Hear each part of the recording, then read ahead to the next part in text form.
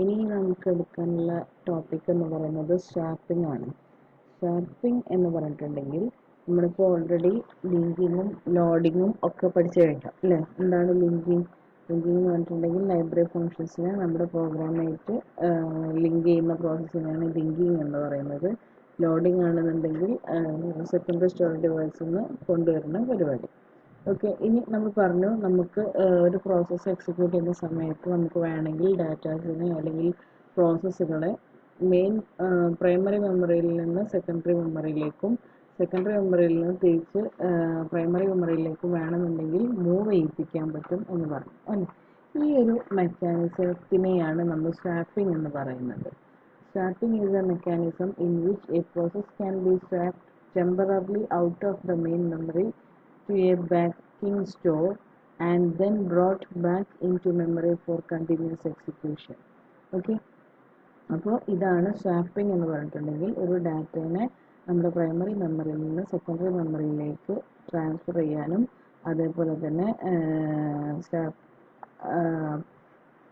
Secondary മെമ്മറിയിൽ നിന്ന് primary മെമ്മറിയിലേക്ക് കൊണ്ടുവരുന്ന പ്രോസസ്സിനെയാണ് നമ്മളിത് പറയുന്നത് സ്വാപ്പിംഗ് എന്ന് പറയുന്നത്. ഓക്കെ, ഈ സെക്കൻഡറി സ്റ്റോറേജ് ഡിവൈസ് എന്ന് പറഞ്ഞിട്ടുണ്ടെങ്കിൽ മോസ്റ്റ്ലി നമ്മൾ യൂസ് ചെയ്യുന്ന സെക്കൻഡറി സ്റ്റോറേജ് ഡിവൈസ് എന്ന് പറയുന്നത് ഹാർഡ് ഡിസ്ക് ആയിരിക്കും. ഓക്കെ, ഇനി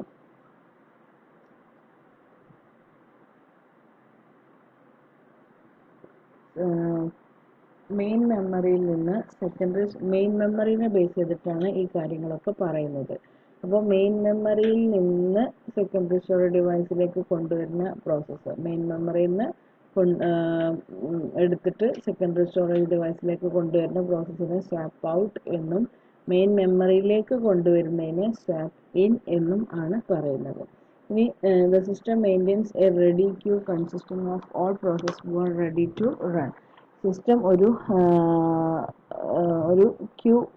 ക്യൂ മെയിൻറ്റെയിൻ ചെയ്യുന്നുണ്ട്, റെഡി ക്യൂ മെയിൻറ്റെയിൻ ചെയ്യുന്നുണ്ട്. ഇതിലെന്താണ് റെപ്രസെൻ്റ് ചെയ്യുന്നത് വെച്ചിട്ടുണ്ടെങ്കിൽ നമുക്ക് റൺ ചെയ്യാനുള്ള എല്ലാ പ്രോഗ്രാംസിനെയും ഈ റെഡി ക്യൂവിൽ വെച്ചിട്ടുണ്ടായിരിക്കും. ദെൻ ഒരു ഡിസ്പാച്ചർ ചെക്ക് ഉണ്ടായിരിക്കും. ഈ ഡിസ്പാച്ചർ ചെക്ക് എന്ത് വെച്ചിട്ടുണ്ടെങ്കിൽ നമുക്ക് അടുത്ത പ്രോസസ്സ് ഏതാണ് എക്സിക്യൂട്ട് ചെയ്യാനുള്ളത് എന്നുള്ളത് ക്യൂവിൽ നോക്കും. എന്നിട്ട് അത് മെയിൻ മെമ്മറിയിൽ ഉണ്ടോ എന്നുള്ളത് ചെക്ക് ചെയ്യും. ഉണ്ടെങ്കിൽ എക്സിക്യൂട്ട് ചെയ്യും, ഇല്ല എന്നുണ്ടെങ്കിൽ എന്ത് ചെയ്യും, സ്വാപ്പ് ചെയ്യും. ഓക്കെ, ഇനി ഒരു മെയിൻ മെമ്മറീനെ നമ്മൾ രണ്ടായിട്ട് ഡിവിഷൻ ചെയ്തിട്ടുണ്ട്. ഒരു സെക്ഷൻ ഓപ്പറേറ്റിംഗ് സിസ്റ്റം ആയിട്ടും രണ്ടാമത്തെ സെക്ഷൻ യൂസർ സ്പേസും ആയിട്ടും ആണ് ട്രീറ്റ് ചെയ്യുന്നത്.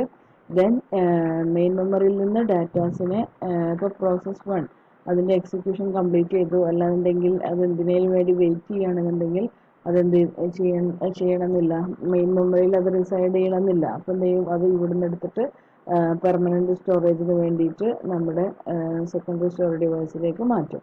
ഇനി നമുക്കൊരു പ്രോസസ്സ് എക്സിക്യൂട്ട് ചെയ്യുന്ന സമയത്ത് പ്രോസസ് 2 അത്യാവശ്യമാണെന്നുണ്ടെങ്കിൽ അതിനെന്ത് ചെയ്യും, സ്വാപ്പിൻ ചെയ്യും. നമ്മുടെ മെയിൻ മെമ്മറിയിലേക്ക് ആ പ്രോസസ് 2നെ സ്വാപ്പിൻ ചെയ്യും. ഓക്കെ, ഇതാണ് സ്വാപ്പിംഗ് എന്ന് പറയുന്ന concept.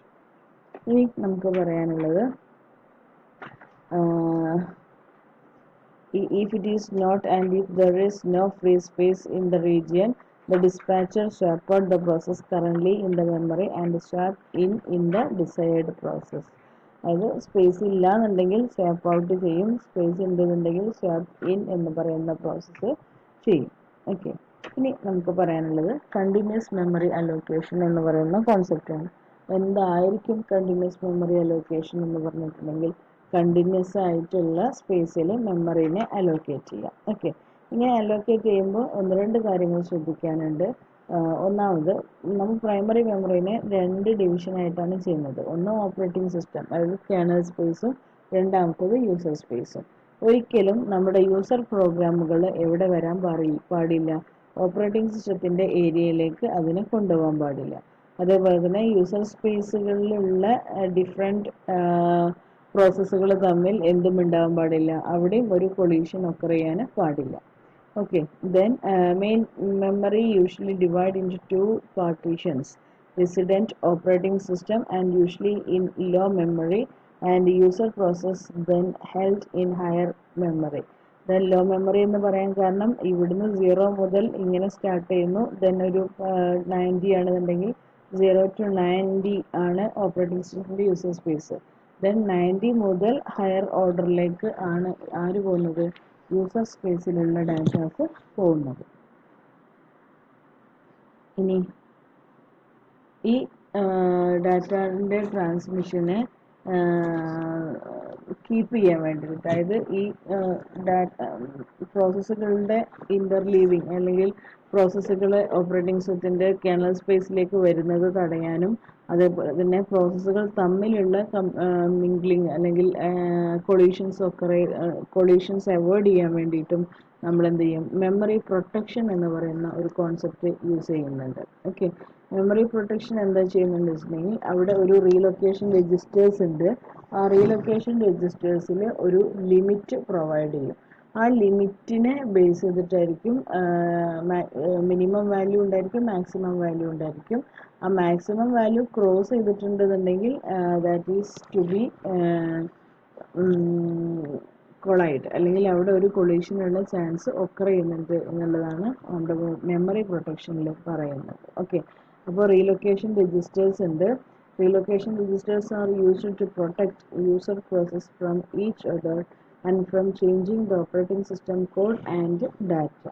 Okay, then the having a base register contains the value of smallest physical address.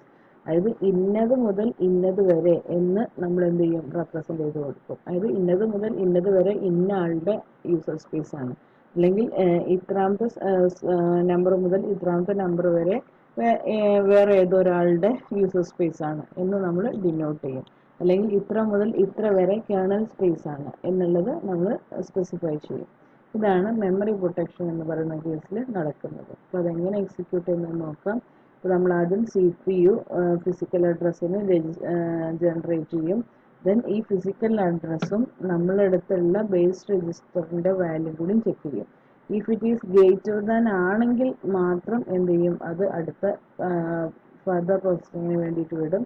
Greater than അല്ല എന്നുണ്ടെങ്കിൽ എന്ത് ചെയ്യും, അവിടെ എറർ മെസ്സേജസ് സ്റ്റാർട്ട് ചെയ്യും. അതായത് 0 മുതൽ 10 വരെയുള്ള സ്പേസ് ആണെന്നുണ്ടെങ്കിൽ 0 ആണോ അല്ലേ എന്നുള്ളത് ചെക്ക് ചെയ്യും. 0നേക്കാളും ഗ്രേറ്റർ ആണെങ്കിൽ മാത്രം എന്ത് ചെയ്യും, ഉള്ളിലേക്ക് എൻ്റർ ആവും. അല്ല എന്നുണ്ടെങ്കിൽ എറർ മെസ്സേജ് പ്രൊവൈഡ് ചെയ്യും. നെക്സ്റ്റ് വരുന്നത് അതിൻ്റെ ഇവിടെ പോസിറ്റീവ് വാല്യൂ ഗ്രേറ്റർ ആണെങ്കിലാണ് ഉള്ളിലേക്ക് എൻ്റർ ആവുന്നത്. അതേപോലെ തന്നെ എന്ത് ചെയ്യും, അതിൻ്റെ ലിമിറ്റും കൂടി ചെക്ക് ചെയ്യും. ഓൾറെഡി ഉള്ള ബേസ് വാല്യൂ ഇപ്പോൾ 10th ലൊക്കേഷൻ മുതൽ 20th ലൊക്കേഷൻ ആണെന്നുണ്ടെങ്കിൽ അവിടെ ബേസ് വാല്യൂ എത്രയാണ്, 10 ആണ് അവിടുത്തെ ബേസ് വാല്യൂ. ദെൻ അവിടുത്തെ ലിമിറ്റ് എന്ന് പറയുന്നത് 20 എന്ന് പറയുന്നതാണ് അവിടുത്തെ ലിമിറ്റ്. സോ 10 to 20 എന്ന് പറഞ്ഞിട്ടുണ്ടെങ്കിൽ ആ ഒരു റേഞ്ചിൻ്റെ ഉള്ളിലുള്ള ലോജിക്കൽ അഡ്രസ് ആണ് നമ്മൾ എടുക്കുന്നത്. Okay, then base register contains the value of smallest physical address. Smallest physical address ആയിരിക്കും ബേസ് രജിസ്റ്ററിൽ ഉണ്ടാവുക. ലിമിറ്റ് രജിസ്റ്ററിൽ range of logical addresses each logical address must be less than the limit register. Limit രജിസ്റ്ററിനേക്കാളും കുറവുള്ള സ്പേസിൽ വരുന്നതാണ് നമ്മുടെ എന്ത് പറയുക, ബേസ് പ്ലസ് ലിമിറ്റ് അല്ലെങ്കിൽ ലിമിറ്റ് രജിസ്റ്റർ എന്ന് പറയുന്ന case. Okay, I think you got an overall idea about the memory protection. Next we have to move into the continuous memory allocation. എന്തായിരിക്കും continuous memory allocation? As the name indicating, continuous memory allocation means മെമ്മറീനെ space allocate ചെയ്യുക continuous സ്പേസിൽ. ഇങ്ങനെ continuous സ്പേസിൽ allocate ചെയ്യുമ്പോഴുള്ള ഒരു പ്രശ്നം എന്താണെന്ന് വെച്ചിട്ടുണ്ടെന്നുണ്ടെങ്കിൽ, അവിടെ കേർണൽ സ്പേസും അതേപോലെ തന്നെ യൂസർ സ്പേസും ഉണ്ട്. അത് ഒന്ന് സ്പെസിഫൈ ചെയ്ത് കൊടുക്കണം എന്നുള്ളതാണ് ഇവിടുത്തെ ഏറ്റവും വലിയ ഒരു പ്രശ്നം. The memory allocation is done in various ways. Simplest method for allocating the memory is to divide the memory into several sized fixed size partitions.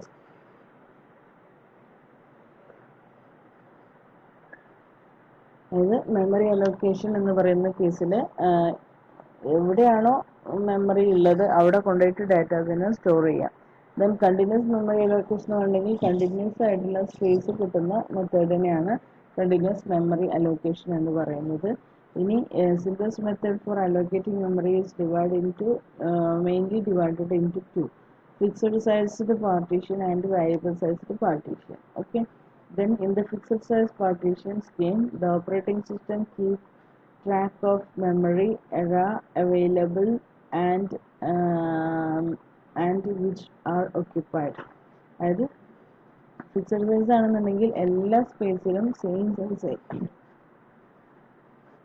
Same size ആയിരിക്കും വരിക. ദെൻ വേരിയബിൾ പ്രൊട്ടക്ഷൻ ആണെന്നുണ്ടെങ്കിൽ ഓരോന്നിനും വാല്യൂസ് ചേഞ്ച് ചെയ്തുകൊണ്ടേയിരിക്കും.